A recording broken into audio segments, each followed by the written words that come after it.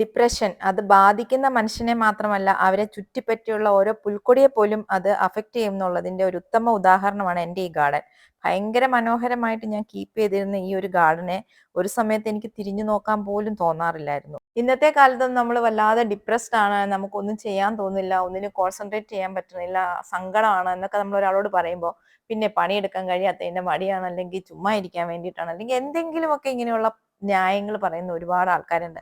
അവർക്ക് ആർക്കും ഈ ഡിപ്രഷൻ കൊണ്ട് നമ്മൾ അനുഭവിക്കുന്ന ആ ഒരു ഫീൽ എന്താണെന്ന് മനസ്സിലാവാറേ ഇല്ല.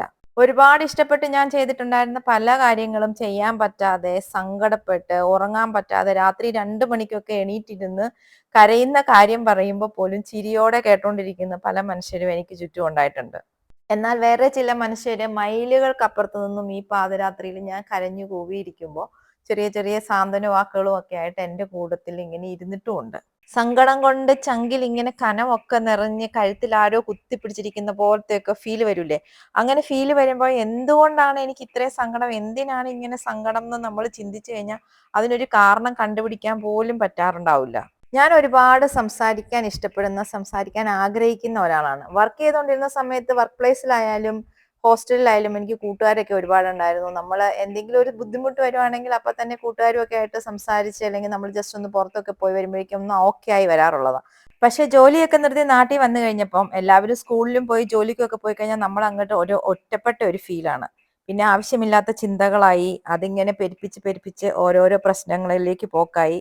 അങ്ങനെ എനിക്കിപ്പോ എന്താ പറയാ, ചില സമയങ്ങളിൽ ഒന്നിനും കോൺസെൻട്രേറ്റ് ചെയ്യാൻ പറ്റാതെ വല്ലാതെ ഡിപ്രസ്ഡ് ആയി സങ്കടപ്പെട്ട് ഇരിക്കുന്ന ഒരു അവസ്ഥയായിരുന്നു. പക്ഷെ ഇപ്പൊ ഞാൻ അതിനകത്ത് നിന്നെല്ലാം ഒന്ന് ഓവർകം ചെയ്ത് വന്നിട്ടുണ്ട്. അതുകൊണ്ട് തന്നെ ഞാനിപ്പോ എന്റെ ഗാർഡൻ പഴയതുപോലെ സെറ്റ് ചെയ്തെടുക്കണം എന്നുള്ള ഒരു ആഗ്രഹത്തിന്റെ പുറത്ത് ഇങ്ങനെ നടക്കുകയാണ്. കുറെ ചെടികളൊക്കെ കുഴിച്ചു വെച്ചിട്ട് നമ്മള് ക്ലീനിങ് ഓക്കെയാ, നമുക്കൊരു ഒരാഴ്ച കൊണ്ടൊക്കെ നമുക്ക് സെറ്റ് ആക്കി എടുക്കാൻ പറ്റും. പക്ഷെ ഈ പ്ലാന്റ്സിനെ നമ്മൾ കൊണ്ടുവന്ന് കിളിപ്പിച്ച് അതിനെ ഒന്ന് ആക്കി എടുക്കണം എന്നുണ്ടെങ്കിൽ കുറച്ച് ടൈം എടുക്കും. അപ്പൊ അതിന് ഞാൻ കുറെ ഇങ്ങനെ മാറി മാറി ഓരോ പോട്ടിലായിട്ട് ഞാൻ പ്ലാന്റ് ചെയ്ത് അതിനെയൊക്കെ ഓരോ ലെവലിലേക്ക് ആക്കിയൊക്കെ എടുക്കുന്നുണ്ട്.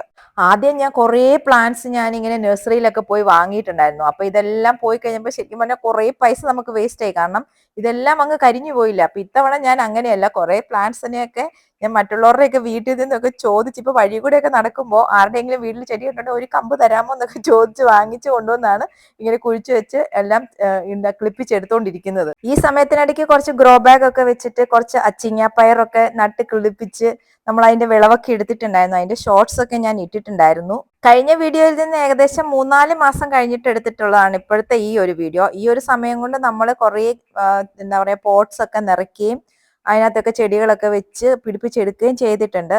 സത്യം പറഞ്ഞാൽ ഗാർഡനിങ് മെന്റൽ റിലാക്സേഷനും ഭയങ്കര ഹെൽപ്ഫുൾ ആണ്.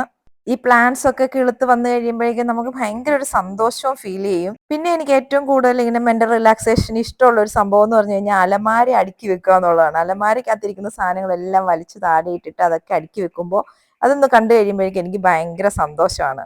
ഞാൻ കുറേയൊക്കെ ക്ലീൻ ചെയ്തെങ്കിലും നമ്മുടെ ഷീറ്റിൽ നിന്ന് വീണിട്ടുള്ള തുരുമ്പിന്റെ കറ അങ്ങോട്ട് പോകുന്നേ ഇല്ല ഈ ടൈൽസിൽ നിന്നും. അപ്പൊ ഇതൊന്ന് കളയാൻ എന്തെങ്കിലും ഐഡിയ ഉണ്ടെങ്കിൽ നിങ്ങളൊന്ന് കമന്റ് ചെയ്തേക്കണേ. അപ്പൊ നിങ്ങളുമായിട്ടുള്ള ഒരു കോൺവെർസേഷൻ എനിക്കും ഒരുപാട് സന്തോഷം ഉണ്ടാവും.